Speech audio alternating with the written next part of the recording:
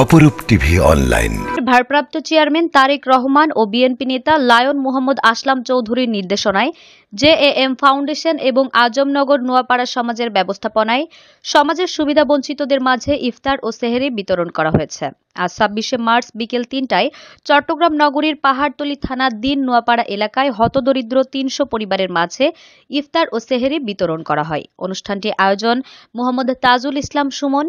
এতে উপস্থিত ছিলেন ৯ নম্বর ওয়ার্ড বিএনপির সাবেক সাধারণ সম্পাদক হাবিবুর রহমান চৌধুরী, আকবরশাহ থানা বিএনপি সহসভাপতি জামাল উদ্দিন, সাংগঠনিক সম্পাদক মাস্টার ফজলুল হক, মহিউদ্দিন, যুগ্ম সম্পাদক আকবর হোসেন ফরহাদ, চট্টগ্রাম মহানগর যুবদলের সাবেক সহসভাপতি ফজলুল হক সুমন, নগর যুবদলের সাবেক সহসভাপতি নূর আহমদ গুড্ডু, যুবদল নেতা খালেদ সাইফুল্লাহ, সুমন, ইউনুস, লিটন, রাজু সহ আরও অসংখ্য নেতাকর্মী উপস্থিত ছিলেন।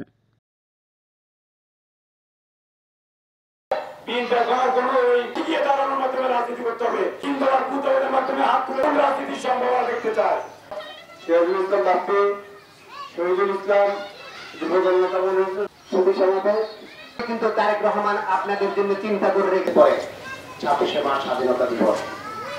কিন্তু যে স্বাধীনতা দিবস, সেই স্বাধীনতা দিবসের ঘোষণা দেওয়ার কথা ছিল তৎকালীন আওয়ামী লীগের ব্যক্তিবর্গের। কিন্তু দুঃখজনক হলো সত্য, আমাদের মেজর জিয়াউর রহমান, তৎকালীন মেজর জিয়াউর রহমান চট্টগ্রামের কালুরঘাট বেতার কেন্দ্র থেকে স্বাধীনতা ঘোষণা করেন। নিজের জীবনের ঝুঁকি নিয়ে একজন মেজর স্বাধীনতা ঘোষণা করেছেন। যদি সেদিন বাংলাদেশ স্বাধীন না হতো তাহলে জিয়াউর রহমানকে মার্শাল কোর্টে ফাঁসি দেওয়া হতো। আওয়ামী লীগের নেতারা তখন বলেছিলেন যে আমরা স্বাধীনতা ঘোষণা করতে পারবো না, স্বাধীনতা ঘোষণা করলে আমাদেরকে রাষ্ট্রদ্রোহ মামলা দিবে, আমাদের ফাঁসি হবে। সেই জীবনের ঝুঁকি নিয়ে জিয়াউর রহমান স্বাধীনতা ঘোষণা করেছে। সেজন্য শহীদ রাষ্ট্রপতি জিয়াউর রহমানের প্রতি আমরা শ্রদ্ধা নিবেদন করছি।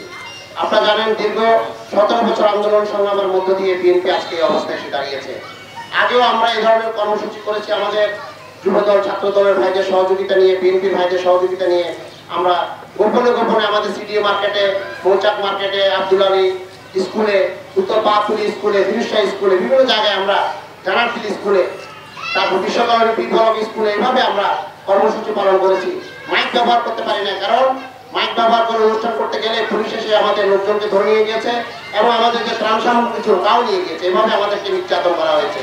আমরা চাই আপনাদের পাশে থাকার জন্য। বিএনপি গরিব মানুষের দল। আপনারা জানেন, শহীদ রাষ্ট্রপতি জিয়া রহমানের গড়া দল গরিব মানুষ, মেহনতি মানুষের দল। আপনারা জানেন যে আমাদের নূর আহমদ গুড্ডু সাহেব বলেছেন, যে আমাদের দলের ভারপ্রাপ্ত চেয়ারম্যান তারেক সাহেব বলেছেন যে বিএনপি ক্ষমতায় আসলে রেশন কার্ড সিস্টেম করবেন। আগে যারা দীর্ঘ ৩০ বছর ৩৫ বছর আগে কিন্তু রেশন কার্ড সিস্টেম ছিল, আপনারা জানেন, সেই রেশন কার্ড সিস্টেমটা চালু হবে এবং গড়ে তোলার চেষ্টা করেছি এবং সমৃদ্ধিশালী বাংলাদেশ হিসেবে গড়ে তোলার বিশ্বের দরবারে আমরা চেষ্টা করেছি।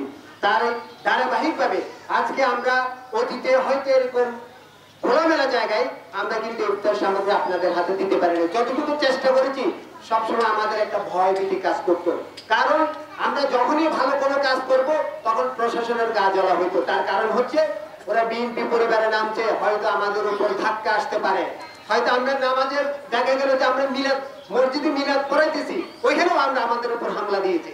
এই ধরনের যারা মানবিক প্রোগ্রাম করি, কম্বল বিতরণ থেকে শুরু করে সব প্রোগ্রাম আমাদেরকে এই পুলিশ হানাদার বাহিনী তখন আমাদের উপর হামলা করেছে এবং আমাদের অনেক নেতাকর্মীকে গ্রেপ্তার করেছে। আজকে সেই পরিবেশ থেকে আমরা মুক্ত হয়েছি। বাংলাদেশের গত ২০২৪ সালের ৫ই আগস্ট ছাত্র জনতার আন্দোলনের মাধ্যমে বাংলাদেশ থেকে ফ্যাসিস্ট সরকার বিদায় নিয়ে এখন ভারতে অবস্থান করছে। সে নিজেই সমস্যা সৃষ্টি করবে আপনার জন্য। আপনার এলাকায় চাঁদাবাজি শুরু করবে, এলাকায় চাঁদা দখল শুরু করবে, এলাকায় মাদকের ব্যবসা শুরু করবে, যত অপকর্ম আছে সবগুলো করবে তারা। ওই অবস্থা থেকে উত্তরণের জন্য আগামীতে দ্রুত বাংলাদেশে একটি অবাধ, সুষ্ঠু, নিরপেক্ষ নির্বাচন হবে আশাবাদ ব্যক্ত করছি। এবং আমরা দেখছি এই ভোটটা হওয়ার জন্য যে চক্রটি কাজ করছে, এদের ভিতরে একটা চক্র দীর্ঘদিন আওয়ামী লীগের মধ্যে লুকিয়েছিল।